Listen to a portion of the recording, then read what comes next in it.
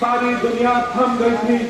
लोग अपने खास दोस्तों से या रिश्तेदारों से या अपने घर के फैमिली मेंबर से मिलने के लिए डर रहे थे कि कब इसकी आंखें बंद ना हो जाए, कब इस दुनिया से हमको पानी होना पड़ जाए।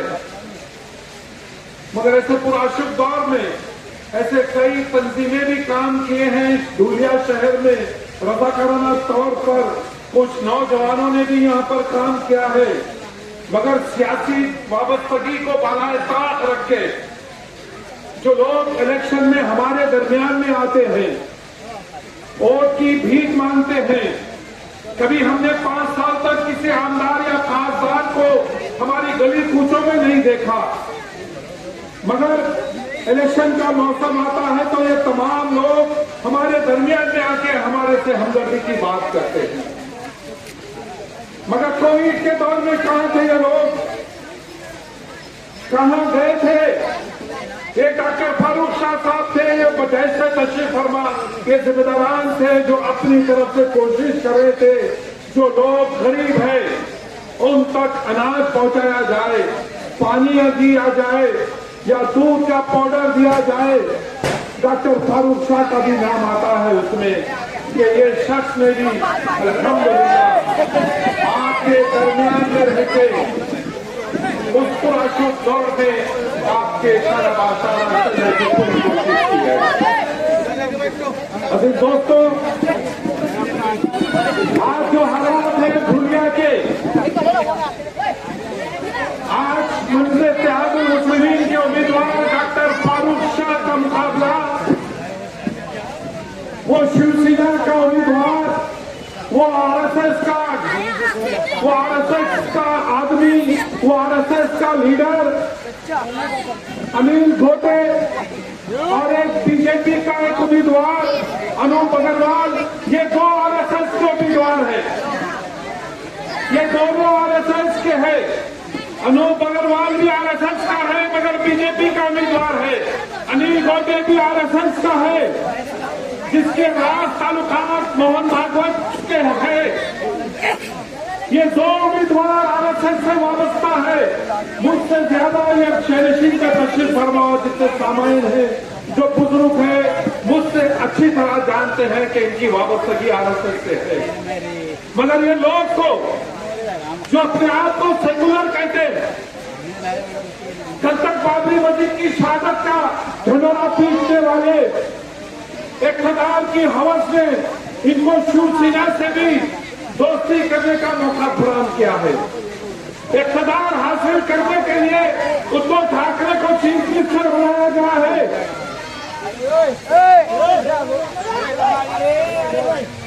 उद्धव ठाकरे को चीफ मिनिस्टर बनाया गया है और बड़ी जान से ये शख्स कह रहा है कि बाबरी मस्जिद की शहादत में हमारा हिस्सा है। हमारे कार्यकर्ता ने बाबरी मस्जिद को शहीद करने में हमारा रोल अदा किया गया है।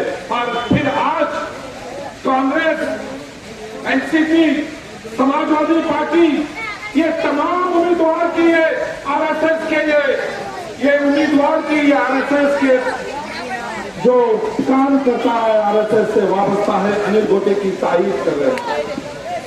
आप अंदाजा लगाइए कि एक आमदार जो दुनिया से मुंतखब होता है उसको बर्दाश्त नहीं किया जा रहा है। मगर अफसोस इस बात का है कि हमको अपने वोट का इस्तेमाल करना बहुत सख्त जरूरत है।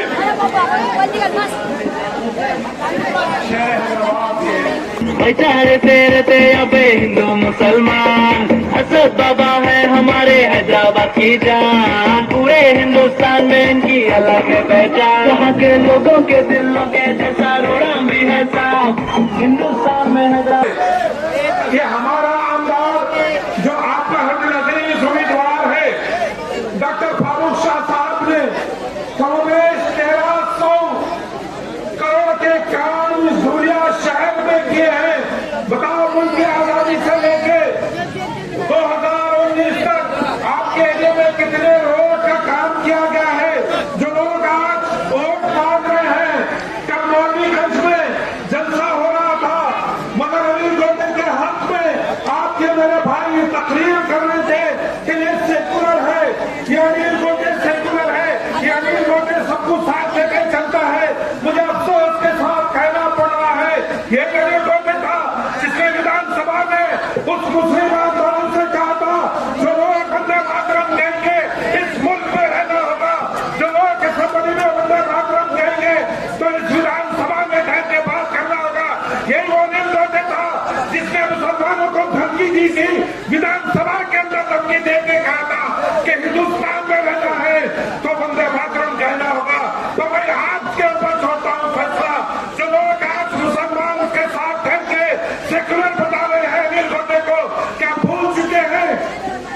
भूल चुके हैं ये अनिल गोटे आरएसएस का है, ये अनिल गोटे आरएसएस के लिए काम कर रहा है, ये अनिल गोटे आपकी मेरी बस्तियों को उजाड़ने के मंसूबे बनाने वालों की सरपरस्ती करता है, ये अनिल गोटे आपके मेरी माँ बहनों की असमदरेजी करने वालों की सरपरस्ती करता है। जो लोग हमको डरा रहे हैं, याद रखो ना हम मजबूर निकलेंगे। और एक बड़ी आसान बात हो गई है कि मुसलमान इस मुल्क का गद्दार है। मुसलमान हम पे इल्जाम, अरे हम कट रहे हैं, हम मुलजिम हो गए हैं, हम हमारी माँ बहनों की असमदरेजी की जा रही है, हम पे इल्जाम है मुल्क के गद्दार है, हमारे बस्तियों को उजाड़ा जा रहा है, हम पे इल्जाम है कि मुसलमान दहशतगर्दी को हवा देते हैं। याद रखिए ना हम मजबूर निकलेंगे, ना हम लाचार निकलेंगे, ना हम मजबूर निकलेंगे, ना हम लाचार निकलेंगे। जमीनें जब भी खोदोगे हम ही हर बार निकलेंगे, ना हम मजबूर निकलेंगे, ना हम लाचार निकलेंगे। जमीनें जब भी खोदोगे हम ही हर बार निकलेंगे। वो खाकी चटिया, वो जाफरानी रंग के चेहरे, वो खाकी चटिया, वो जाफरानी रंग के चेहरे, इन्हें ढूंढो, इन्हीं में मुल्क के गद्दार निकलेंगे, इन्हें ढूंढो, इन्हीं में मुल्क के गद्दार निकलेंगे। याद रखिए मेरे भाई, अगर मैं आके इस महल्ले में आके अगर मैं वोट की भीख मांग रहा हूँ, अगर मैं आपसे वोट की भीख मांगूंगा, मैं आपसे वोट तलब करूंगा, तो मैं कहाँ जाके वोट तलब करूंगा? क्या नदी के उस पार जाके बोलूं कि मैं मंजर इत्तेहादुल मुस्लिमीन के उम्मीदवार डॉक्टर फारूक शाह को वोट दीजिए? मैं अपने भाइयों के पास आऊंगा। अगर कोई मेरा भाई नाराज है, कोई बुजुर्ग नाराज है, मैं उनके खतरों में बैठ के बात करूंगा और उनसे वोट की भीख मांगूंगा। ये मेरा हक है और इसलिए भी हक है, इसलिए भी मुझ पे वाजिब, आप पे वाजिब हो जाता है कि डॉक्टर फारूक शाह ने 1300 करोड़ के काम इस दुनिया शहर में करा के बता दिया सारे महाराष्ट्र के लोगों को विकास ये होता है। एक दमदार आमदार को भेजिए, एक बेबाक आवाज को भेजिए धुलिया शहर से, तो आप एक आमदार को वोट देते हैं, मगर उसका फायदा क्या होता है? सारे महाराष्ट्र की आवाज अगर गूंजेगी तो आपके वोट से मुंतखब होने वाले डॉक्टर फारूक शाह साहब की शक्ल में विधानसभा में आवाज गूंजेगी। मैं आपसे इल्तिमास करता हूँ, मैं आपसे इल्तिमास करता हूँ कि हमको पहले से ज्यादा मुस्तैद और मुनज़्ज़म होने की जरूरत है। और एक शख्स आया हुआ है, समाजवादी पार्टी का एक उम्मीदवार है। बताइए, कल तक एनसीपी में रहने वाला, कल तक अजीत पवार के साथ रहने वाला, अजीत को एक दिन पहले सभा में शमूलियत अख्तियार करने से पहले वो नेशनलिस्ट कांग्रेस पार्टी अजीत पवार के साथ वो एक प्रोग्राम में रहता है। मगर अफसोस इस बात का है कि अनूप अग्रवाल, अनिल गोटे, वो आरएसएस के लोग, बीजेपी के फिरकापरस्त तंजीम है, इन सब का मकसद है कि इरशाद जागीरदार को ठहराना और मुसलमानों के वोट को कट करके डॉक्टर फारूक शाह के आमदार बनने से रोकने की नाकाम कोशिश कर रही। मैं आपसे गुजारिश कर रहा हूं, अगर कोई एक शख्स भी इरशाद जागीरदार को अगर वोट देगा तो उसका फैसला उसका फायदा आरएसएस को होगा, उसका सीधा फैसला, सीधा उसका जो अनूप अग्रवाल है बीजेपी का उम्मीदवार, उसको राष्ट्र, उसको फायदा होगा। मैं आप तमाम से, खास तौर से मेरी इज्जतदार, मेरी मां बहनें जितनी मेरी आवाज सुन रही, मैं उनसे गुजारिश कर रहा हूँ कि फजर को निकलिए, अपने वोट का इस्तेमाल कीजिए, बाकमाल फजर निकलिए। और कौम के नौजवानों से भी करूँ कि पुरअमन अंदाज में अपनी पोलिंग करवाइए, निकलिए कौम के लिए, अपनी कौम के लिए, दुनिया के मुस्तकबिल को संभालने के लिए 1 घंटा दीजिए।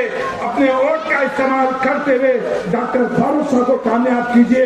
आप अंदाजा लगाइए, डॉक्टर फारूक शाह जब मुंतखब होंगे तो आपके दरमियान में 5 साल तक फिरते हुए काम करेंगे। आपके 1300 करोड़ का काम किया गया है, आने वाले 5 साल में इससे ज्यादा काम होगा। मैं आप तमाम से फिर एक मर्तबाना मुद्दाना गुजारिश करूंगा, बैरिस्टर असदुद्दीन अवैसी साहब के हाथों को मजबूत कीजिए, उनकी ताकत में इजाफा कीजिए, अकबरुद्दीन अवैसी साहब की क़ियादत को मजबूत कीजिए, उनके हौसलों को बुलंद कीजिए। ये आपकी जिम्मेदारी है। अपने वोट का इस्तेमाल करते हुए, जिसका इम्तियाजी निशान पतंग है, 20 तारीख को निकलिए, अपने एक वोट का इस्तेमाल करते हुए मंजर इत्तेहादुल मुस्लिमीन के उम्मीदवार के हक में वोट दीजिए। कि मैं शेर कहते हुए मैं अपनी तकरीर को यहाँ खत्म करता हूँ कि दारा की बात करना सिकंदर की बात कर। प्यासे लबों से साथी कौसर की बात कर। सुन लो है जालिमो, तुम जो चाह रहे हैं मैं उसी के एक अल्फाज दो शेर में कह दे रहा हूं कि दारा की बात कर, ना सिकंदर की बात कर, प्यासे लबों से साथी कौसर की बात कर। तू दुश्मनाने दीन की इत्तेदाद को ना देख, तू दुश्मनाने दीन की इत्तेदाद को ना देख। 72 मौला करबला के 72 की बात कर, मौला करबला के 72 की बात कर। 20 तारीख को अपने के कोर्ट का इस्तेमाल कीजिए, मंजर इत्तेहादुल मुस्लिमीन के उम्मीदवार डॉक्टर फारूक साहब को मुंतखब कीजिए, जिसका इम्तियाजी निशान पतन है, पतन को दीजिए। शुक्रिया। खुदा देखो कौन आया, सजाकर सीनों में तूफान बसाकर जिस दिन हम मैदान में आएंगे, वक्त के सारे फिरौनों को, बातिल के सब सुल्तानों को हम अपना दरबार बनाएंगे। इंशाअल्लाह इंशाअल्लाह। सियासती महाराष्ट्र में सियासती गड़बड़ी शुरू हो चुकी है। इस सरजमी पर सियासी माहौल बन चुका है। तमाम रियासत में काफी सियासी जमातें अपनी अपनी किस्मत आजमा रही है। इसी दरमियान में आपके बीच ऑल इंडिया मजलिस इत्तेहादुल साहब आपके दरमियान में है। फिर एक बार वही उम्मीद लेकर आप फिर एक बार जीत बुलाएं, फिर एक बार आप उनको वोट देंगे। आगे चलता हुआ ये बोलना चाहूँगा कि हम सब वाकिफ हैं किस तरह से हमारे हिंदुस्तान को माहौल बनाया जा रहा है। हमारे हिंदुस्तान में किस तरह से ये मोहब्बत की फिजाओं को नफरत में तब्दील की जा रही है। आप सब वाकिफ हैं कि किस तरह से हमारे दीन इस्लाम के खिलाफ जहर उगला जा रहा है, किस तरह से हमारे शरीयत में दखलंदाजी की जा रही है, किस तरह से हमारे रसूलुल्लाह की शान में हर दिन गुस्ताखी की जा रही है। आप देखते हैं कि जानवर के नाम पर इंसानों को मारा जा रहा है और खाना बनाए जा रहे हैं मुसलमानों के खिलाफ। खाना बनाए जा रहे हैं, शरीयत को खत्म करने की कोशिश की जा रही है। हम ऐसे माहौल में जी रहे हैं। हमको ये सिया कानून के नाम पर कभी डराते हैं तो कभी मौखिक छीन कर डराते हैं, कभी मस्जिदों के अज़ानों को बंद करने की कोशिश की जाती है, तो कभी हमारी बहनों को बेपर्दा करने की कोशिश की जाती है। आज हम ऐसे हिंदुस्तान में जी रहे हैं जहाँ पर तरक्की के काम बात नहीं होती मगर घर तोड़ने की बात होती है। कभी किसी की खिदमत की बात नहीं होती मगर किसी को मारने की बात होती है। मगर इस भूलिया शहर के एमएलए साहब ने जो काम यहाँ पर करके दिखाया है उनको जवाब दिया है काम से। यहाँ पर की जो सड़कें हैं, जो यहाँ का इंफ्रास्ट्रक्चर है, जो यहाँ पर डेवलपमेंट मुझे नजर आ रहा है, उन सब फिरका परस्तों को एक मुंह तो जवाब दिया है अपना काम कर और आप लोगों ने उन्हें मौका दिया तभी वो काम कर सके। ये धूलिया को अंधेरे में से निकाल कर एक रोशनी, एक तरक्की का रास्ता बताया। फारूक शाह साहब ने जो काम किया है वो तारीफ काबिल है। मैं आप लोगों के दरमियान में उनके तरक्यात कामें जो किए हैं उन्होंने वो बोलने के लिए आया हूँ शहर हैदराबाद से। बहुत सुनकर मुझे हैरानी हुई कि उन्होंने 1300 करोड़ के काम किए। तारीफ काबिल है ना? 1300 करोड़ कितने होते? तारीफ के काबिल है नहीं है? 1300 करोड़ के काम किए मगर कुछ सियासी जमातें इसको खराब करने की कोशिश कर रहे हैं, मुसलमानों को बांटने की कोशिश कर रहे हैं, मुसलमानों को भटकाने की कोशिश कर रहे हैं, मुसलमानों को बहकाने की कोशिश कर रहे हैं, पागल पागल बातें कर रहे हैं। और ये कमजोर ये समझते हैं कि हम मुसलमान 3000 रुपये बिक जाएंगे। कितने आप लोग 3000 रुपये?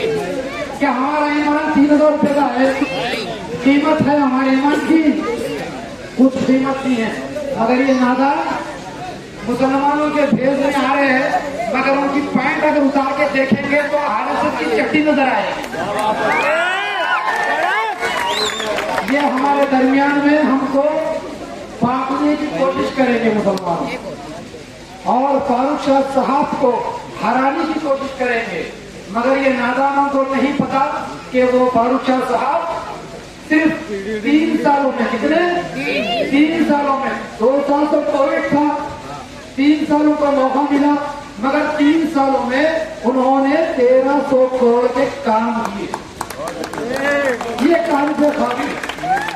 और आजाद हिंदुस्तान जब से हुआ है उस तारीख से लेके आज की तारीख तक पहला ये मुसलमान बना है। फखर नहीं है आपको? फखर की बात है ना? तो दोबारा भी इंशाल्लाह जिताएंगे हम, जिताएंगे ना इंशाल्लाह। जोर से आना आवाज इंशाल्लाह की। फरिश्ते सुन के कबूल कर लेते, आमीन बोलते, तो इंशाल्लाह बोलो फिर एक बार इंशाल्लाह। तो ये 1300 करोड़ के काम को वो लीडर उनके वोटर को 3000 रुपये में खरीदने की बात कर रहे हैं, मगर वो पागलों को ये नहीं मालूम कि 1300 करोड़ में कितने जीरो आते वो भी नहीं मालूम। 3000 में खरीदने की बात। आज इतनी नफरत, इतना जहर हिंदुस्तान की फिजाओं में ये लोगों ने फैलाया है। आज हिंदू मुसलमान हाथ मिलाने से डरता है। ये लोगों ने इतनी नफरत फैला दी, मगर ये नफरत को हम मोहब्बत में बदल देंगे इंशाअल्लाह। मैं एक वीडियो देख रहा था कि यहाँ का एक बीजेपी का एक नुमाइंदा एमएलए घरों को तोड़ने की बात कर रहा है। क्या बोल रहा है? अगर वो जीत कर आएगा तो मैं मुसलमानों के घरों को तोड़ दूंगा। आप लोगों ने देखा ना वीडियो? मुझे जब वो देखकर मुझे हैरानी हुई। एक फारूक शाह साहब एक तरफ फूलिया का डेवलपमेंट कर रहे हैं, लोगों को घर बना कर दे रहे हैं, सड़कें बना रहे हैं, कब्रिस्तान का रास्ता बना रहे हैं, मस्जिद का रास्ता बना रहे हैं, मदरसे बना रहे हैं, मगर ये नादान घरों को तोड़ने की बात कर रहा है। लीडर वो होता है जो घर बसाए, किसी को खुशी दे, किसी को मोहब्बत दे, एक जिंदगी बचाए, वो लीडर होता ना। ये लीडर तो नहीं होता ना घर तोड़ने की बात करे, तोड़ने की बात करे, मगर ये पागल तोड़ने की बात करे। तो हम मुसलमान इतने बेवकूफ भी नहीं है। इंशाअल्लाह हम इत्तेहाद को मजबूत करेंगे और 20 तारीख के दिन फारूक शाह साहब को 6 नंबर का बटन दबाकर पतंग के निशान पर भारी कामयाबी से उसको जिताकर लाएंगे। और ये जो तोड़ने की बात कर रहा है उसके मुंह पर मुंह तोड़ जवाब देंगे इंशाअल्लाह। 5 सालों में इनको एक वक्त मुसलमान याद आता है, पता नहीं क्यों। जब कभी भी सियासी माहौल बनता है तो सब आ जाते हैं कि मुसलमान मेरा भाई है, नहीं मुसलमान मेरा भाई है, नहीं मेरा रिश्तेदार है। अरे हमारे वहाँ 5 सालों में कभी ये लोग नहीं मोहब्बत करते हमारे से। जब हमारे मस्जिदों को शहीद किया जाता तो ये लोग गूंगे बहरे अंधे हो जाते। जब रसूलुल्लाह की शान में गुस्ताखी होती तो गूंगे बहरे अंधे हो जाते। जब हमारे माँ और बहनों को गाली दी जाती, बेपर्दा करने की कोशिश की जाती तो गूंगे बहरे अंधे हो जाते। कई दंगे फसाद में कई हमारे भाइयों के दुकानों को जला दिया जाता है, कभी हमारे भाइयों के घरों को जला दिया जाता है तो गूंगे बहरे अंधे हो जाते। तो अब उनसे आप वादा करो, जब ये वोट मांगने आएंगे आपके दरवाजे पे भीख मांगे तो आप भी गूंगे बहरे अंधे हो जाना। गूंगे बहरे अंधे क्या आप क्यों हो गए? बोलकर सवाल पूछते हैं तो ये बोलना कि हम गांधी जी के बंदर बन गए, ना हम बुरा देखते, ना बुरा सुनते, ना बुरा बोलते, चले जाओ, सिर्फ हमको मजलिस नजर आ रही बोलना। सिर्फ दूर दूर तक सिर्फ मजलिस नजर आ रही। क्या मुसलमानों को मजाक समझे थे? 5 साल में रहेंगे, वोट मांगेंगे, चले जाएंगे, फिर उसके बाद में तुमको बोलते बोलना तुम्हारे पप्पा बोलना, क्या बोलना? पप्पा। और फारूक साहब को इंशाअल्लाह यहाँ से आप लोग जिता कर लाओ, और मैं उम्मीद रखता हूँ आप लोगों से कि आप फारूक शाह साहब को जिता कर लाएंगे इंशाअल्लाह। आजकल हर नौजवान सोशल मीडिया का इस्तेमाल कर रहा है, हर बुजुर्ग के हाथ में फोन है, छोटे छोटे बच्चों के हाथ में फोन है। आप लोग देखिए कि किस तरह से हमारे दीन इस्लाम के खिलाफ जहर नफरत हर दिन वो फैलाई जा रही है। बहुत नफरत हो गई है इन फिजाओं में, वक्त का तकाज़ा है। हालात को अगर ठीक करना है तो अपने भाई को चुनना पड़ेगा, और हमारे फारूक शाह साहब ने जो काम किया है वो हर मजहब के लिए किया है, एक ही मजहब को नहीं देखा। चाहे वो हिंदू हो, चाहे वो मुसलमान हो, चाहे वो सिख हो या जैन हो या कोई दूसरे मजहब का मानने वाला हो, क्योंकि हमारे नबी ने तो यही सिखाया कि हर मजहब की इज्जत करो, मगर जब तुम हमारे रसूलुल्लाह की शर्त में गुस्ताखी करते हो, हमारी इबादत गाहों को नुकसान पहुंचाते हो, हमारे मदरसों को नुकसान पहुंचाते हो, हमारे भाइयों को नुकसान पहुंचाते हो, तो फिर हमको जबान से बोलना पड़ेगा। पड़ता ना जरूरी है, क्योंकि हम खामोश तो नहीं कर सकते। खामोश अगर हम बैठेंगे तो ये बुज़दिली हो जाएगी, तो हमको भी कुछ बोलना पड़ेगा हमारे हक में। बोलेंगे ना इंशाअल्लाह। फारूक साहब को यहाँ पर भरपूर कामयाबी से नवाजो इंशाअल्लाह। मैं वादा कर रहा हूँ जश्न हम सब मिलकर बनाएंगे इंशाअल्लाह। जोरदार नारे तकबीर, नारे तकबीर, नारे तकबीर।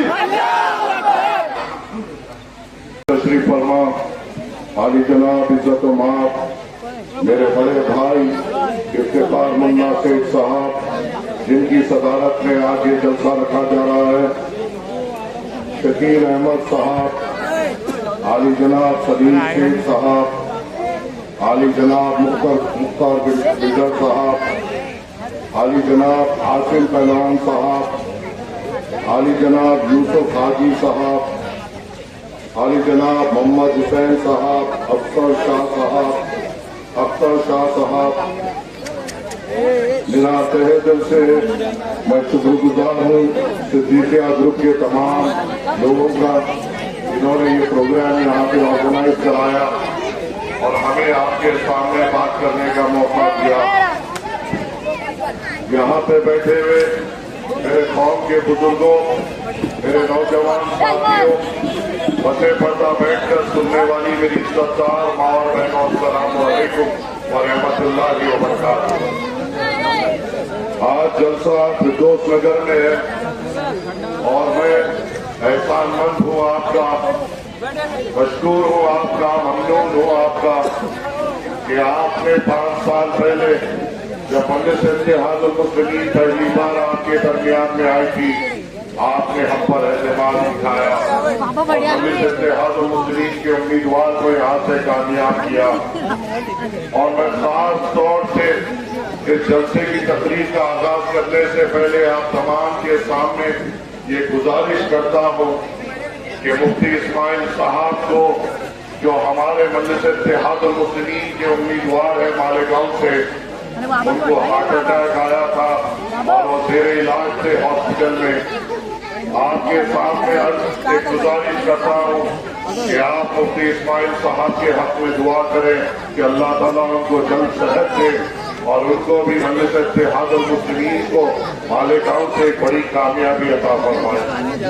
मुफ्ती साहब जरूरी है और मालेगांव की आवाम के लिए भी वो बहुत जरूरी है, क्योंकि वहाँ पे हक और बातिल में मुकाबला है और मुफ्ती साहब जैसा बेहतरीन नुमाइंदा हमारे गांव को और कोई नहीं हो सकता। तो आपके सामने ये अदबन गुजारिश की है कि उनकी सेहत के लिए दुआ करें। तो दूसरी तरफ मैं यहाँ पर आपके दरमियान में आया हूँ फारूक शाह साहब के लिए वोट मांगने के लिए। मैं यहाँ पर मजलिस इत्तेहादुल मुस्लिमीन के स्टेज से आपसे बात कर रहा हूँ। और जब चुनाव होता है, हर एक सियासी जमात, चाहे वो कोई भी सियासी जमात हो, अवाम के दरमियान में आती है, अपनी बात रखती है, ताकि अवाम की जो ताकत है, अवाम का वोट, वो अपने हक में हासिल कर सके। हर एक सियासी जमात अपनी अपनी बात करती है। कोई सियासी जमात नफरत की बात करती है, कोई सियासी जमात तोड़ने की बात करती है, कोई सियासी जमात सिर्फ दूसरों की बुराई की बात करती है। मजलिस इत्तेहादुल मुस्लिमीन आपके दरमियान में जो आई है, हम आपके सामने अपने काम, अपनी कारकर्दगी और हमारे नुमाइंदे ने जो आपके धुलिया शहर में जो विकास किया है और जो आपकी खिदमत में जो काम हुआ है, वो काम रखते हुए आपका वोट की तरफदार है। जब मैं यहाँ पर ठहर कर धुलिया शहर में मजलिस इत्तेहादुल मुस्लिमीन के लिए वोट मांग रहा हूँ, तो मुझे फख्र है कि हमारे नुमाइंदे फारूक शाह साहब ने अवाम की खिदमत का एक बेमिसाल रिकॉर्ड धुलिया में बनाया। 1300 करोड़ से ज्यादा के काम मजलिस इत्तेहादुल मुस्लिमीन ने धुलिया शहर की आवाम के लिए किए। जब धुलिया शहर की बात जब मैं फिरदौस नगर में कर रहा हूँ, तो मुझे ये मेरा फर्ज बनता है कि सबसे पहले वो काम बताऊं जो हमारे आमदार ने आपकी खिदमत में किए। वार्ड नंबर 13 में कई करोड़ों रुपए के काम हुए, मगर जब खास तौर से कांग्रेस जो नए रोड सिद्दीक नगर में 20 लाख की लागत से आपकी खिदमत में डाले गए, नई पाइपलाइन, नए रोड और गटर और स्ट्रीट लाइट चंद्रमानी चौक में 60 लाख की लागत से डाले गए, नई रोड म्युनिसिपल कॉलोनी और प्रवीण किराना एरिया तक 30 लाख की लागत से डाले गए, ब्लैक रोड नजम नगर पुन्नावाला सेठ के घर तक 20 लाख की लागत से डाली गई, रिजर्वायर अंसार नगर फाइनल प्लॉट नंबर 84 में 1 करोड़ 30 लाख की लागत से डाला जा रहा है, जो आपकी खिदमत में है। म्युनिसिपल हॉस्पिटल करीबन 50 ज्यादा से ज्यादा बेड का जो हॉस्पिटल है, वहाँ कोविड के दौरान में काम किया गया। शिवाजी नगर नंदी रोड का जो ब्रिज से ट्रेन का करीबन 10 लाख की लागत से आपकी खिदमत में पेश किया गया। रोड रत्नरी होटल से जाकिर सर के घर तक मास्टर कॉलोनी में 10 लाख की लागत से डाला गया। हाईमास लैंड सिद्दीक नगर में 1 लाख की लागत से डाला गया और वार्ड नंबर 13 में जयशंकर कॉलोनी प्रोमाइसेस में 50 लाख की लागत से रोड डाले गए। नए रोड अक्सा नगर से काजी प्लॉट एरिया तक 50 लाख की लागत से डाले गए। गजानन कॉलोनी गफूर नगर और वहां के रोड 1 करोड़ की लागत से डाले गए। कंस्ट्रक्शन कंक्रीट रोड बंगाल बाजार में पाइपलाइन के साथ यूसुफ भाई के गराज कर 10 लाख की लागत से डाला गया। नए रोड मीना अली शान से कल्याण सेठ के घर तक 25 लाख की लागत से डाला गया। वेल्स वॉल बिल्डिंग जयशंकर कॉलोनी में 25 लाख की लागत से डाला गया। नए रोड पटवारी मस्जिद एरिया अंबिका नगर में 25 लाख की लागत से डाला गया। नए रोड जमीर धोबी के साहब के घर से ब्रिज तक 25 लाख की लागत से डाला गया। नए रोड निहाल अन्ना साहब के घर से ब्रिज तक 25 लाख की लागत से डाला गया। गटर और नए रोड अक्सा नगर से 25 लाख की लागत से डाला गया। 50 सीमेंट के बेंचेस हमारे बुजुर्गों के लिए यहाँ पे डाले गए। नए हाईमास डाले गए और कई काम है जो हमने इन 5 साल में आपकी खिदमत में पेश किए। आपने जो हमको वोट दिया, हमने उसका हक अदा किया। आपके महल्ले जात में रोड लाकर, गटर लाकर, पानी लाकर और नए स्ट्रीट लाइट लाकर आपने जो हमको वोट दिया, उसका एहसान हमने चुकाने की कोशिश की। आपकी खिदमत कर आपने जो वोट का एहसान हम पे दिया, हमने कोशिश की आपके महल्ले जात को और खूबसूरत बनाने की। आपने जो वोट का खर्च हम पे डाला। हमने कोशिश की अतराफ और अकनाफ के मदरसों को कंपाउंड वॉल लगाकर हिफाजत करने का। आपने जो हमको वोट देकर हम पर एहसान किया, हमने वो एहसान चुकाने की कोशिश की। हमारे मदरसों को महफूज कर बाउंड्री वॉल बनाकर आपने जो वोट देकर हम पे एहसान किया, हमने वो एहसान चुकाने की कोशिश की आपकी खिदमत कर। और इस काम के और इस विकास की बुनियाद पर हम ये उम्मीद करते हैं कि हमारा पसीना सुखने से पहले हमारी मजदूरी आप लोग देंगे। हम हमारे काम और हमारी बुनियाद पे ये मुनासिब तवक्को रखते हैं कि हमने आपकी खिदमत इखलास से की, दिल से की और ईमानदारी से की। और इंशाअल्लाह ताला मेरे को अल्लाह की जात पे यकीन है कि मेरे बुजुर्ग हमारे सर पर अपना शफकत का हाथ फिर से रखेंगे। मेरे नौजवान हमारे खांधों के लिए खांधा लगाकर फिर से एक बार चलेंगे ताकत से। मेरी सरदार पर्दानशी माए बहने अपने घर में मुसल्ला बिछाएंगी और अल्लाह के बारगाह में हमारे लिए दुआ करेंगी हमारी कामयाबी के लिए। और इंशाअल्लाह इन बुजुर्गों की दुआओं से, इन नौजवानों की हौसलों से और मेरी सरदार पर्दानशी माँ और बहनों के हाथ जब अल्लाह की बारगाह में उठेंगे तो मुझे यकीन है, मुकम्मल यकीन अल्लाह की जात पर कि दुनिया में फिर से हरा परचम लहराएगा और हम कामयाब होंगे। मैं उम्मीद आपसे लगाता हूँ, मैं तवक्को मेरी आप है क्योंकि आप मेरे हैं। मैं बात करूंगा, मेरा हाथ फैलाऊंगा तो मेरे लोगों के सामने फैलाऊंगा या दूसरों के सामने फैलाऊंगा। मेरी मेहनत की मजदूरी, मेरी तवक्को किससे रहेगी? अपनों से रहेगी या गैरों से रहेगी? पर मुझे यकीन है दुनिया शहर में मेरे हिंदू सेक्युलर भाइयों पे कि मैंने देखा है फारूक शाह साहब ने जितना विकास का काम मुसलमान एरिया में किया है उतना ही विकास का काम मेरे हिंदू भाइयों के एरियो में भी किया है। और मुझे उम्मीद है कि सेक्युलरिज्म मेरे हिंदू भाइयों के दिलों में अभी भी जिंदा है। और मुझे यकीन है कि 15,000 से 20,000 वोट मेरे हिंदू भाइयों के भी मजलिस इत्तेहाद मुस्लिमीन को विकास की बुनियाद पर मिलेंगे। मगर जब मैंने अपनी तकरीर का आगाज आपके सामने विकास से किया, हमारी खिदमत से किया, बेशक हम भी इंसान है, हमसे भी गलतियां हो सकती है, कोताहियां हो सकती है। अगर हमसे भी किसी का दिल दुखा है या कोताही हुई है, मैं तहे दिल से आपसे माफी चाहता हूँ। किसी की कोताही हरे परचम को कमजोर करने का बहाना नहीं बन सकती। किसी से नाराजगी हरे परचम को कमजोर करने का बहाना नहीं बन सकती। किसी से नाराजगी अपने आप को कमजोर करने का बहाना नहीं बन सकती। आपने आमदार को चुना विकास की बुनियाद पे, विकास तो हुआ ना, इबादतगाहों की हिफाजत तो हुई ना, मदरसों की हिफाजत तो हुई ना, हमारे महल्लेजात की हिफाजत तो हुई ना, नौजवानों को हौसला मिला ना, बुजुर्गों को हिम्मत मिली ना, बेहतरीन और उम्दा विकास हमारे पास आया।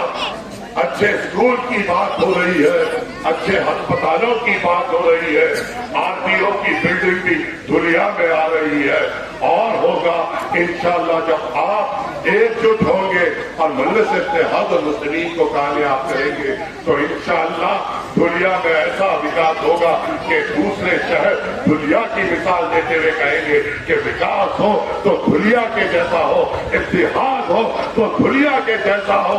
इन्होंने यहाँ के लोगों ने ये हिंदुस्तान को पैगाम दिया कि तादाद मायने नहीं रखती, इत्तेहाद मायने रखता है। और जब हम इत्तेहाद में एक होते हैं तो चाहे कोई भी कुछ भी बोले, हम जब इत्तेहाद में आते हैं हम तारीख लिखते हैं। बोलने वालों ने ये भी कहा था कि दुनिया में मुसलमान अंदर आना एक ख्वाब की बात है।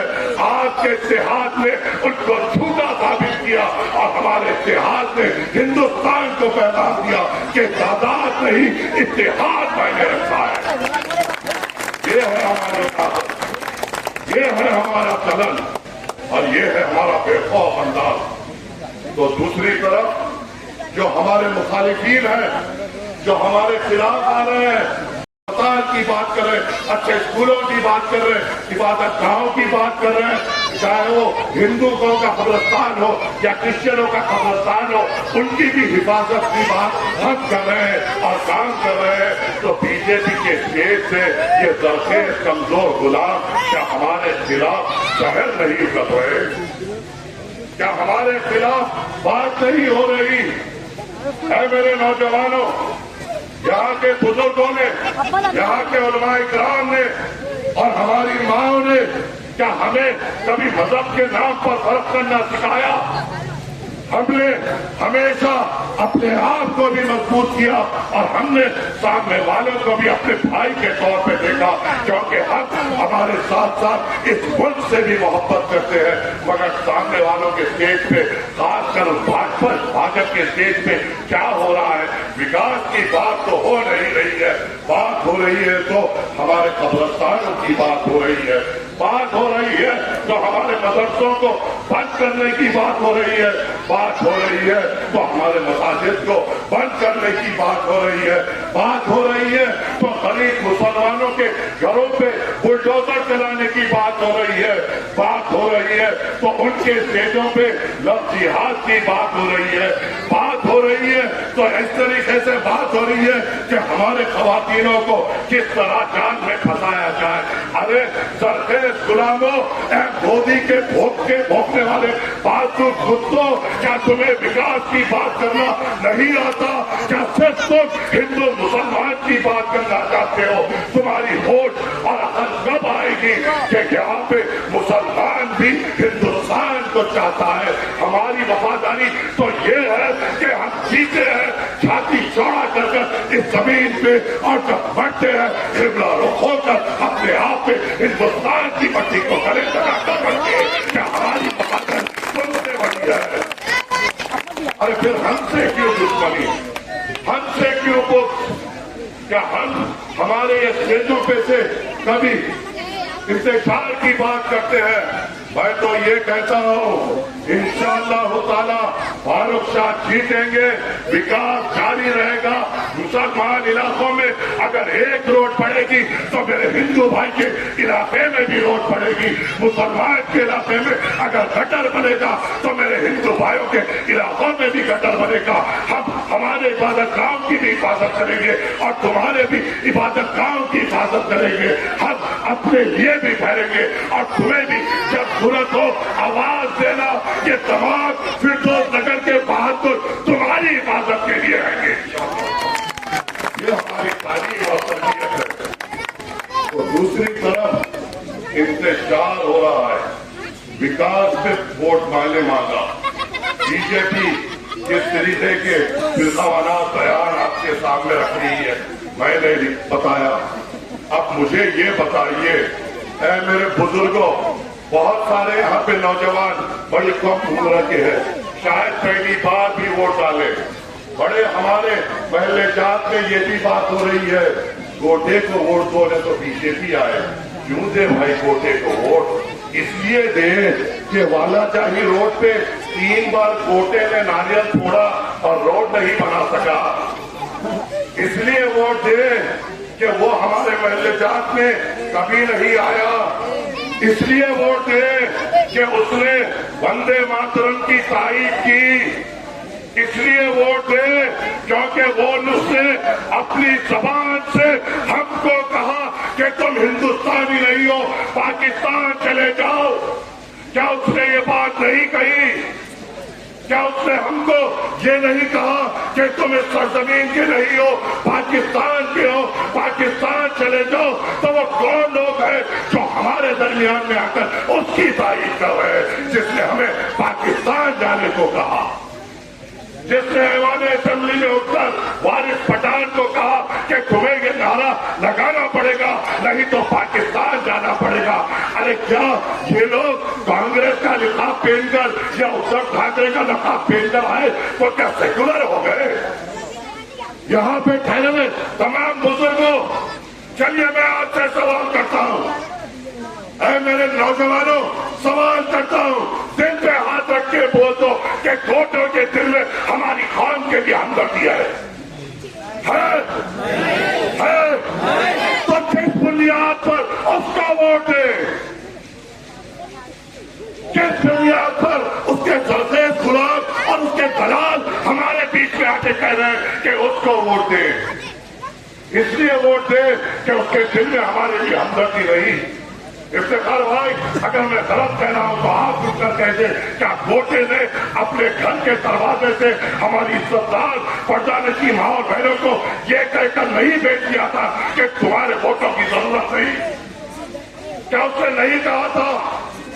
क्या उसने हमारे घरों की इज्जत, चाहे वो किसी के भी घर की हो, जब हमारी पर्दानशी माँ और बहनें उसके दरवाजे पे गई तो उसने क्या ये बोलकर नहीं भेजा कि ये तुम्हारे वोटों की जरूरत नहीं?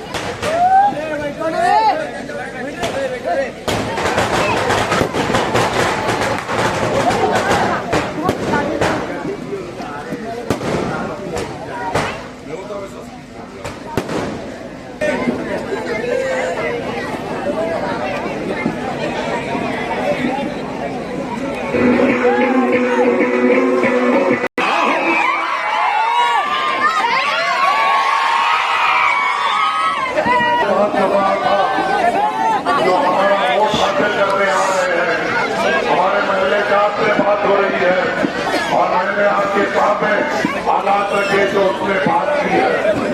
मैंने कहा कि उसके दिल में क्या है, और क्या ये भी बात मेरे बुजुर्गों, मेरे नौजवान साथियों, शायद मैं नया हूँ, शायद मैंने गलत सुना है। अगर मैं गलत हूँ तो मेरे बुजुर्ग मेरे को बोल दीजिए कि तुम गलत हो, और यही बोल दीजिए क्या ये बात सही नहीं है?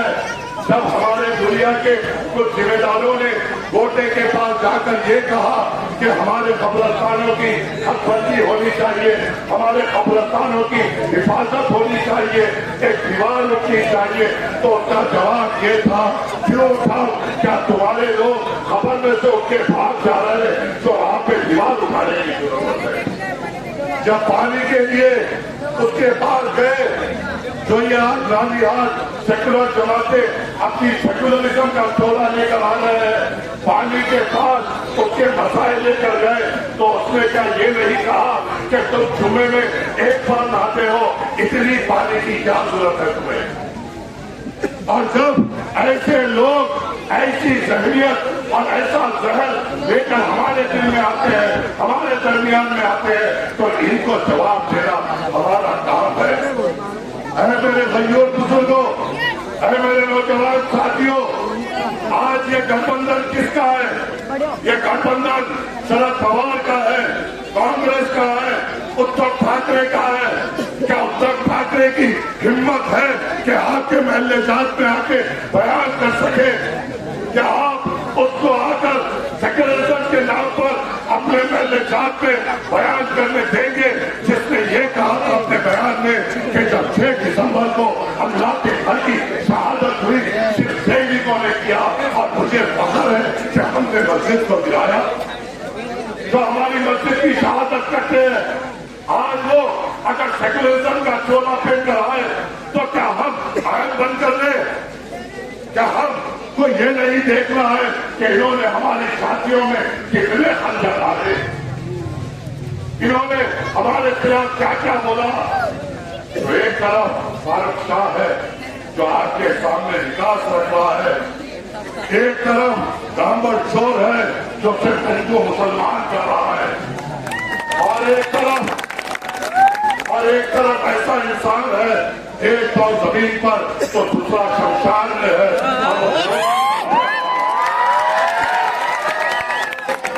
और एक चौथे भी आ रहे हैं, गम के पैकेट मार लेते साइकिल पे लेते आ रहे हैं। मैं इनको कहना चाहता हूं कि शुक्रिया अदा कर दो फारूक शाह साहब का कि उन्होंने रोड डाल दिए, नहीं तो तुम्हारी साइकिल 5 साल पहले दुनिया के सड़कों पे चल भी नहीं पाती। फारूक शाह साहब का कि उन्होंने गली गली ऐसी रोड बिछा दी कि तुम्हारी साइकिल चल पा रही है, नहीं तो 2 पैंडलों में पंक्चर हो जाती है। मानो फारूक शाह साहब का कि उन्होंने गली गली में स्ट्रीट लाइट लगा दी, नहीं तो तुम और तुम्हारी साइकिल कोई खड्डा में पड़े हुए हमें सुबह में। क्या ये बात सही नहीं बोल रहा हूँ? क्या 5 साल पहले जो धुलिया था, जो 5 साल पहले हमारे गलिए थे, क्या उसमें तब्दीली नहीं आई? तो जब ये लोग आ रहे हैं आपके सामने, आप हमारे को हमें क्यों बोलते, मैंने वो रखा। बीजेपी क्या बोल रही है वो रखा, गोटे क्या बोल रहे हैं वो रखा। ऐ मेरे मजबूर लोगों, ऐ मेरे इज्जतदार माँ और बहनों, मेरे बुजुर्गों, क्या मुझे बताओ, क्या समाजवादी ने हमारी कभी नुमाइंदगी की? यहाँ के होंगे बहुत सारे लोग जो यूपी से ताल्लुक रखते हैं। अगर मैं यहाँ ठहर कर, अगर मेरी कोई भी बात गलत है, मेरे बुजुर्गों, मैं आपको इख्तियार देता हूँ कि उनके ठहर कर बोलना। माजिद तू गलत बोल रहा है, बैठ जा, मैं बैठ जाऊंगा। अगर सही बोल रहा हूँ तो उसके बाद फैसला करना पड़ेगा, फिर तो मनाना पड़ेगा और इतिहास का सबूत देना पड़ेगा। मुझे बताओ ऐ मेरे बुजुर्गों, जब सीए एनआरसी आया, जब हमारी यहाँ की शहरियत में हमारी बीजेपी हुकूमत ने कानून लाए, क्या अखिलेश यादव या समाजवादी के कोई लोगों ने हमारे लिए बात की? पाकिस्तान भेजने की तैयारी हो रही थी, क्या समाजवादी ने हमें हिंदुस्तान में रहने के लिए बात की? जब हमें पाकिस्तान चले जाओ के नारे लग रहे थे, तो अखिलेश यादव ने अपनी जबान से हमारे हक में बात किया। आज तो उसके एमपी है, क्या मेरी बात सही नहीं? क्या मुसलमानों के सत्कार है, भीख है कि वो आज कामयाब है? क्या हमारी भीख नहीं है जो आज वो यूपी में कामयाब है? क्या हमने भीख नहीं दी हमारे वोटों की सिर्फ बीजेपी को हराने के लिए जो वो कामयाब है? अरे वो सब तो छोड़ो, वेस्टर्न यूपी से भी बहुत सारे लोग होंगे यहाँ पर। हसनपुर से पिछले विधानसभा में अखिलेश यादव ने किसको टिकट दिया? बोल सकते हो कोई? होंगे ना, मेरे यूपी के बहुत सारे भाई होंगे। हसनपुर वेस्टर्न यूपी में अखिलेश यादव ने किसको टिकट दिया? अखिलेश यादव ने मुखिया गुज्जर को टिकट दिया, जिसमें बाबरी मस्जिद की शहादत के बाद बाबरी मस्जिद के ईंटों को अपने सर पर रखकर जो हसनपुर में फखर से फिर रहा था, उसको टिकट दिया। और ये हमारे कौम के हमदर्द हैं, ये हमारे हमदर्द हैं। लोग बोलते हैं अरे बीजेपी को हराने के लिए इनको जिताना पड़ेगा, क्या फिरौन को हराने के लिए हम हमारे सर पे नमरूद को बिठा गए? क्या बात है? क्या फिरौन को गिराने के लिए नमरूद का सहारा ले? अरे क्या हमारे लिए हमारा इत्तेहाद हुसैनी परचम का पैगाम नहीं देता? अगर हमारा इत्तेहाद हो जाए तो तमाम हिंदुस्तान में बेबाक आवाज निकलेगी, जो हमारे नौजवानों के लिए बात करेगी, हमारे लिए बात करेगी, हमारे मुस्तकबिल के लिए बात करेगी। सिर्फ ये है कि हम इत्तेहाद में आ जाए। क्या मैं गलत हूँ? क्या मैं गलत हूँ? कासगंज में इलेक्शन से पहले जब विधानसभा, कासगंज में जब पिछले इलेक्शन में विधानसभा इलेक्शन से पहले अल्ताफ नामी एक शख्स को कासगंज में पुलिस कस्टडी में लाठियों से मारकर शहीद कर दिया गया, लाठियों से मारकर शहीद कर दिया गया। है मेरे बुजुर्गों, एक जना इसमें से उससे गवाही दे रहे कि अखिलेश यादव ने अल्ताफ के लिए बात की। हाफिज जुनैद को जो अपनी ईद की तैयारी के लिए दिल्ली गया, दिल्ली से वापस आ रहा था, हाफिज जुनैद जिसके दिल में कुरान पाक थी, उसकी छाती को खंजरों से मार मार कर शहीद कर दिया गया।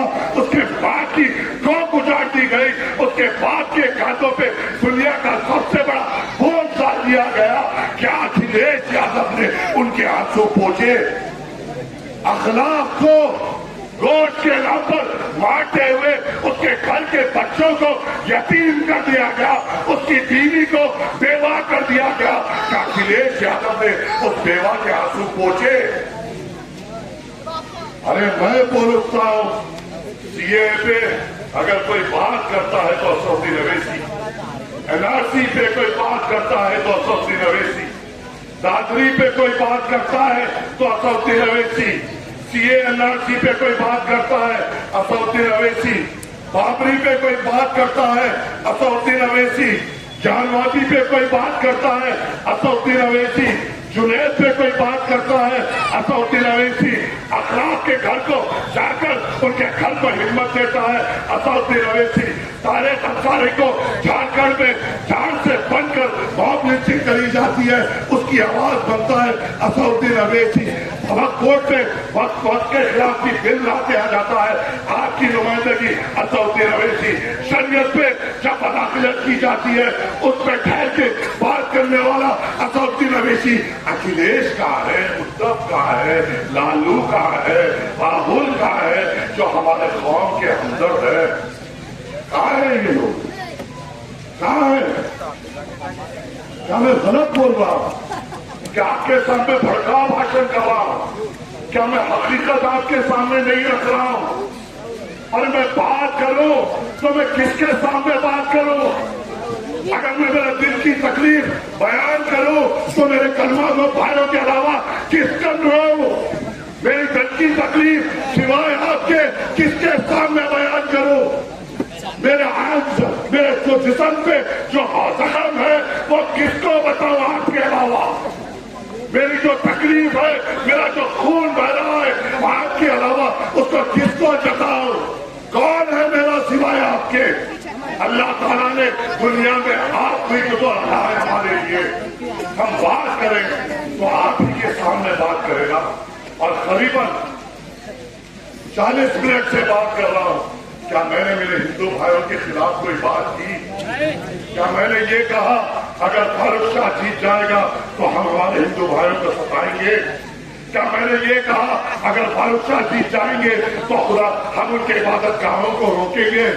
क्या हमने ये कहा कि अगर फारूक शाह जीत जाएंगे तो हम उनके महल जात में तरक्की होने नहीं देंगे?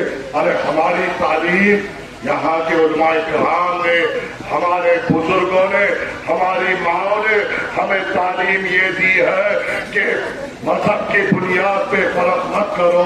अगर तुम्हें जिम्मेदारी अल्लाह सुब्हानहू व तआला की तरफ से मिलती है तो अपनों का काम जितनी शिद्दत से करते हो उनका भी काम उतनी शिद्दत से करो। हम हमारे महल्ले जात में जितना विकास पाएंगे हम मेरे हिंदू भाइयों के इलाकों में उतना ही विकास लाते हुए दुनिया को एक मिसाली खुदा बनाएंगे। मगर क्या ये बात दूसरों के स्टेज पे होती है? और मुझे बताइए जागीरदार साहब हमारे दरमियान में क्यों आ रहे हैं? क्या सिर्फ पैसों की बुनियाद पर, तफरीके की बुनियाद पर? यहाँ पे बैठे हुए मजमे में से हर एक जना यही कह सकता है, गवाही देते हुए ये कह सकता है कि आप जीत नहीं सकते, तो फिर क्यों आ रहे हैं? क्या आप हमें हराने आ रहे हैं? अले मिल्लत अले रहमा बराबर एक बात बोलते थे, आपके सामने वो बात रख रहा हूं। टीपू सुल्तान रहमतुल्लाह अलैह को हराना अंग्रेजों के बस की बात नहीं थी।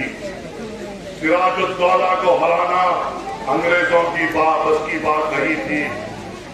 जब हमारे लोगों ने दरवाजे खोले, जब हमारे शेरों की शहादत, तो मुसलमानों को अगर कभी नुकसान हुआ तो गैरों से ज्यादा अपनों से हुआ। मुसलमानों की कभी तबाही हुई तो गैरों से ज्यादा अपनों ने हमारी तबाही की। और जो हमें इल्जाम लगाते हैं, हमारे ऊपर तोहमत लगाते हैं, पूछो ना अपने आकाओं से कि जब मुसलमानों के मुद्दे पे ऐवान असेंबली में विधानसभा हो या लोकसभा हो, तुम्हारे लीडरान के हाथों में मेहंदी क्यों पड़ जाती है? तुम्हारे लीडरान हाथों में चूड़ियां पहनकर क्यों बैठ जाते हैं? मुंह पे लिपस्टिक लगाकर खामोश क्यों हो जाते हैं? जब हमारी बात आती है तो ये लोग गूंगे क्यों हो जाते हैं? क्या उस ऐवान लोकसभा में नरेंद्र मोदी के शाह के सामने ठहर कर, उस फुलेड़ी लश्कर के सामने ठहर कर, क्या एक ही मर्द मुजाहिद है जिसका नाम असदुद्दीन अवैसी है, जो आपके लिए बात करता है? बाकियों के क्या पाँव में मेहंदी लगी हुई है? मेहंदी लगी हुई है? हमारा वोट इन्हें बराबर चाहिए। याद रख लो है मेरे नौजवानों, ये दिल में बिठा लो, हमें इख्तिलाफ लाना है। हमारी सियासी पहचान ये हो चुकी है कि मुसलमानों को विकास न दो चलेगा, मुसलमान नौजवान को रोजगार न दो चलेगा, मुसलमान इलाकों में अच्छे अस्पताल न दो चलेगा, मुसलमान बच्चों की तालीम के लिए स्कूल ना दो चलेगा, मुसलमान को मुक्ति ना दो चलेगा, मुसलमान को सिर्फ मोदी के नाम से डरो, बीजेपी के नाम से डरो। मुसलमान ना नौकरी मांगेगा, ना स्कूल मांगेगा, ना अस्पताल मांगेगा, बीजेपी के डर से हमें वोट डालेगा। ये जहनियत सेक्युलर पार्टियों की बन चुकी है और ये तुम्हारी हैसियत वो अपने नजर में देखते हैं, ये हैसियत हमारी वो अपने नजरों में देखते हैं और ये नजरिए को बदलने के लिए हमें इत्तेहाद का सबूत दे रहा है। जब तो 5 साल पहले कुछ नहीं था, आपकी दुआओं ने असर दिखाया, अब तो हमारे पास इत्तेहाद है, 1,10,000 वोट है। अगर हम 80%, 90% की पोलिंग करें तो गोटे के गोटे भी लड़ हो जाएंगे।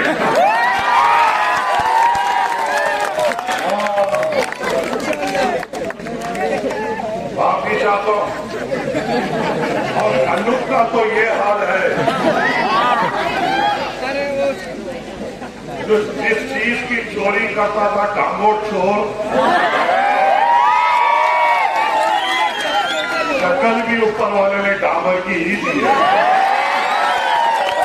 और जब शक्ल डामर की देते हैं, अब खूबसूरत लोग कहाँ मिलते हैं? हमारे महल्ले जात में मिलते हैं। अब हसत तो रह ही रहा। अब जब इतने खूबसूरत, बेहतरीन, चौड़े, लंबी दाढ़ी, ऊंची टोपी, छाती चौड़ा करने वाले लोग दिखेंगे तो जलन तो होगी ना। अब क्या करे, ऊपर वाले ने हमें खूबसूरत बनाया है।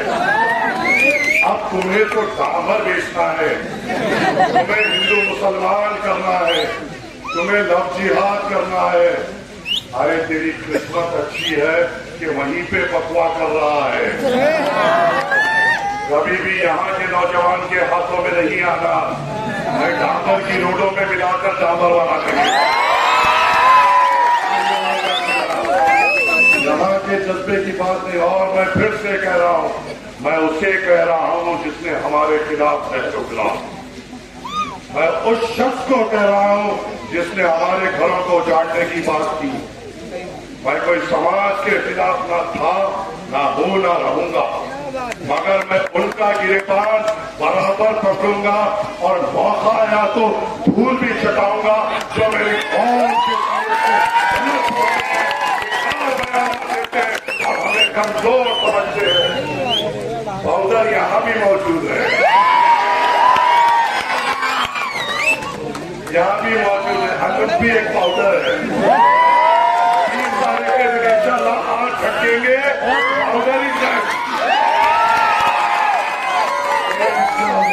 मालूम ना पाउडर, पाउडर यहाँ के भी पाउडर को इंशाअल्लाह 20 तारीख के दिन धूल चटाएंगे, उसी तरह धूल चटाएंगे जिस तरीके से हैदराबाद के वीडियो में आपने देखा हमें धूल चटाएंगे। इसे दवाई देती है कि पाउडर में क्या हाल होने वाला है। आगे बढ़ने दो, वक्त आने दो, और एक बात तो ये है कि 20 तारीख के दिन इत्तेहाद का पैगाम देना जरूरी है। 20 तारीख के दिन हमें कांधा कांधा आगे बढ़ना है।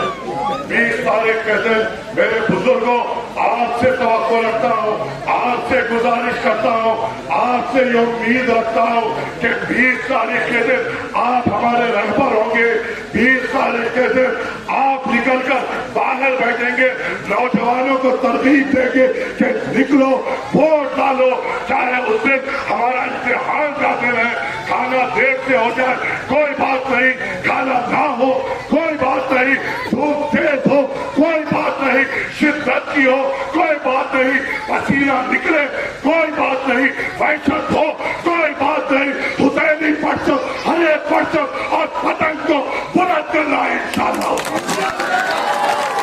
ये बात का आज़म मेरा है।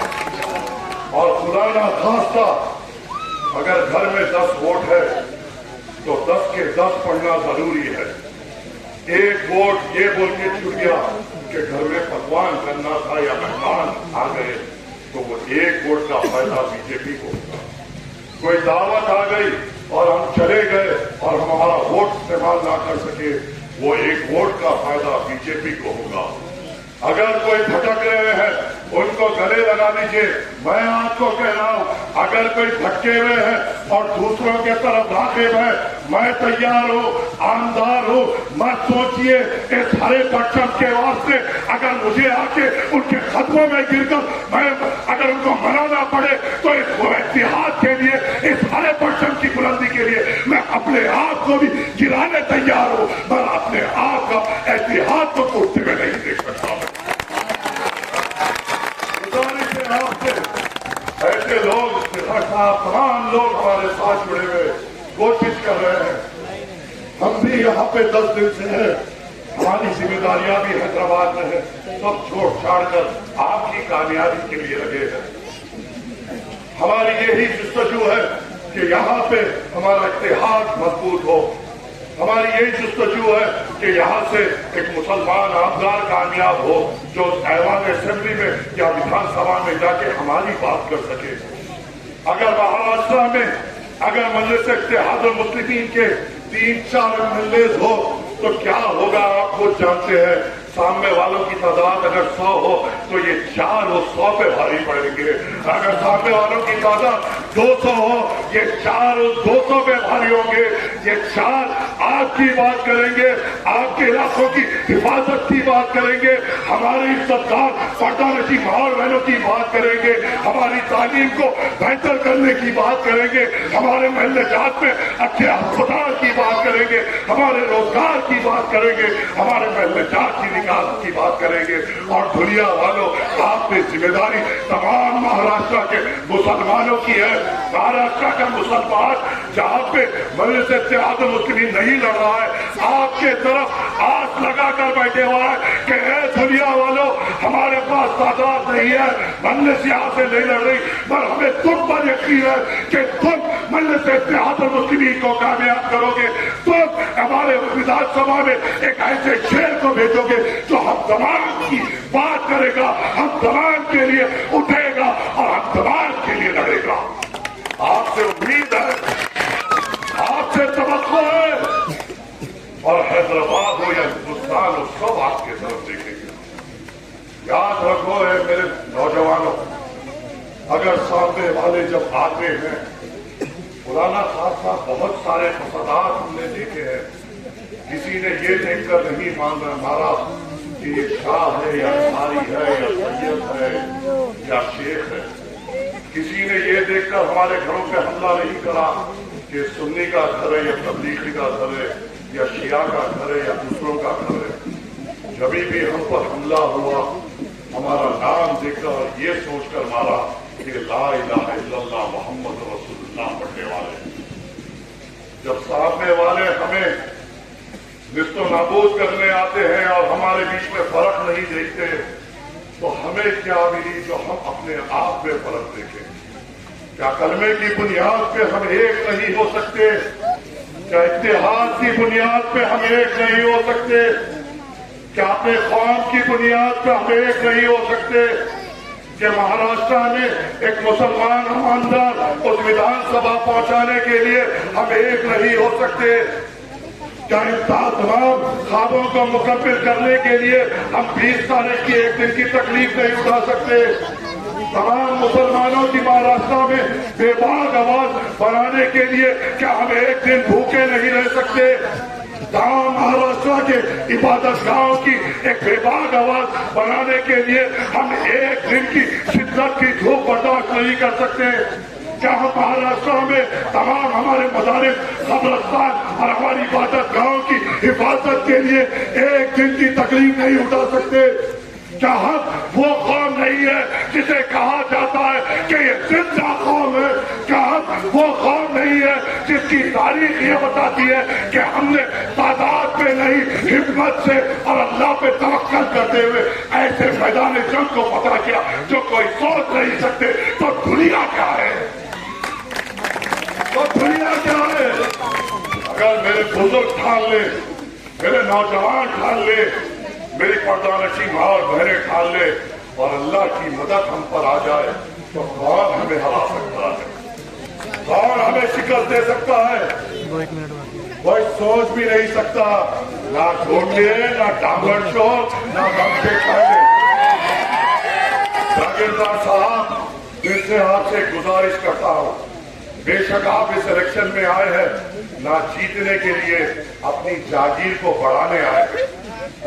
आपकी जागीर अल्लाह ताला खुद बढ़ाएगा, पर इनके हाथों का खिलौना मत बनिए जो मुसलमानों को हराना चाहते हैं। उनके हाथों का खिलौना मत बनिए जो आपको इस्तेमाल कर रहे हैं। आप हमारे हैं, आप और हम जब मिले तो इत्तेहाद का पैगाम मिलेगा। तफरीका मत लाइए, इंतशार मत लाइए।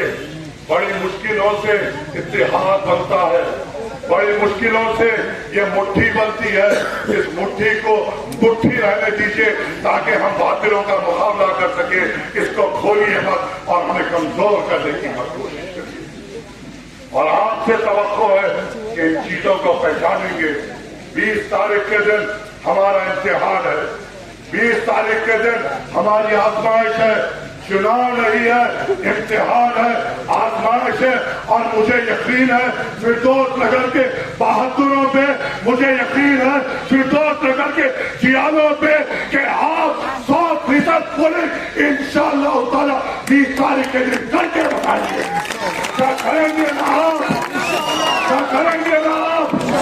जब 100% पुलिस होगी ना, होगी ना, तो और या सब लोग कि हम एक है, हमारा इतिहास एक है, हम एक है और हमारी मुट्ठी मजबूत है। हम किसी भी बातिल का मुकाबला करेंगे और इनको हराएंगे इंशाअल्लाह ताला। 20 तारीख के दिन पतंग तो उड़ाना है, 6 नंबर पे निशान है और इंशाअल्लाह दुनिया के आसमानों में 20 तारीख के दिन सिर्फ पतंग पतंग पतंग। शुक्रिया, अस्सलाम वालेकुम व रहमतुल्लाह। जानते